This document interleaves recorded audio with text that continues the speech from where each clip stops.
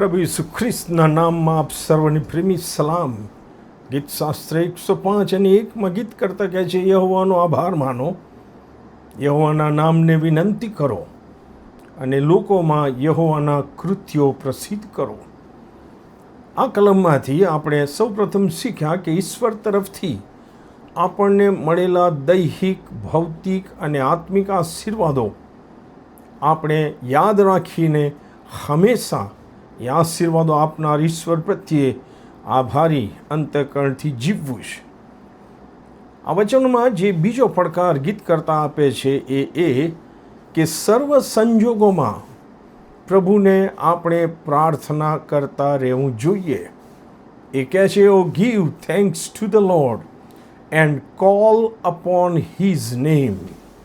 યહોવાનો આભાર માનો અને યહોવાના નામને વિનંતી કરો, યહોવાને પ્રાર્થના કરો.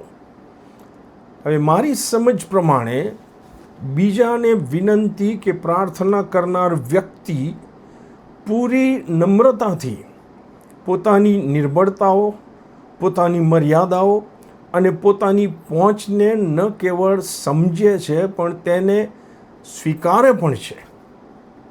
અને સાથે સાથે જેને તે વિનંતી કરે છે તેની પાસે રહેલ સર્વાધિકાર અને તાકાત અને પહોંચ પોતાના કરતાં અનેક ગણા વધારે છે એ સત્યને પણ તે પૂરા વિશ્વાસથી માન્ય રાખે છે અને સ્વીકારે છે. મતલબ, જે વ્યક્તિ સાચે જ નમ્ર છે, પોતાની જાત પર કે બીજી કોઈ બાબત પર આધાર રાખીને જીવવાને બદલે સાચે જ ઈશ્વર યહોવા પર સંપૂર્ણ વિશ્વાસ રાખે છે, તે જ વ્યક્તિ જ્યારે યહોવા ઈશ્વરના નામને વિનંતી કરે છે વિશ્વાસથી, ત્યારે તે સાચે જ પ્રાર્થના કરે છે તેમ કહી શકાય.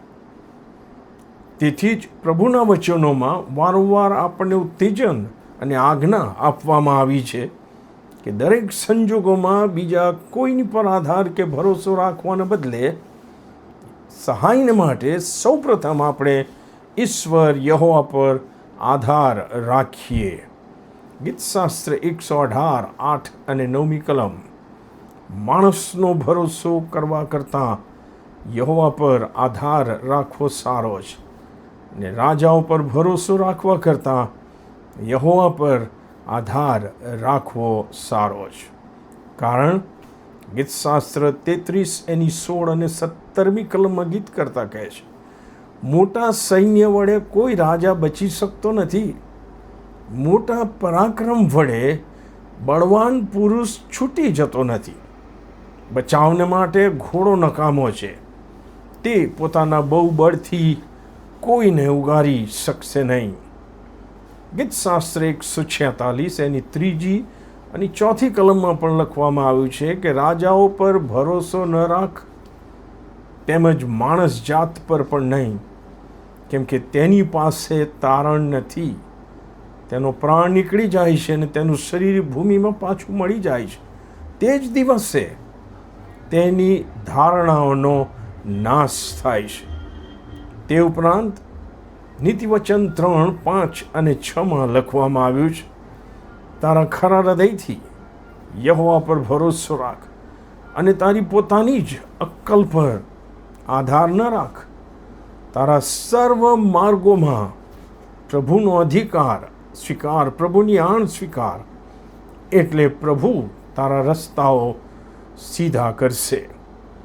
જો પ્રભુનું વચન આપણી પોતાની જાત પર કે અન્ય બાબતો પર ભરોસો રાખીને પરિસ્થિતિનો સામનો કરવાને બદલે સૌપ્રથમ ઈશ્વર યહોવા પર આધાર રાખવાનું જણાવે છે, તો વાલાઓ, આવો આપણે આપણા પ્રાર્થનાના જીવનને તપાસીએ અને કેવળ પ્રભુ પર સંપૂર્ણ વિશ્વાસ રાખીને દરેક સંજોગોમાં સહાયને માટે પ્રભુ યહોવાને જ વિનંતી કરીએ. આમેન.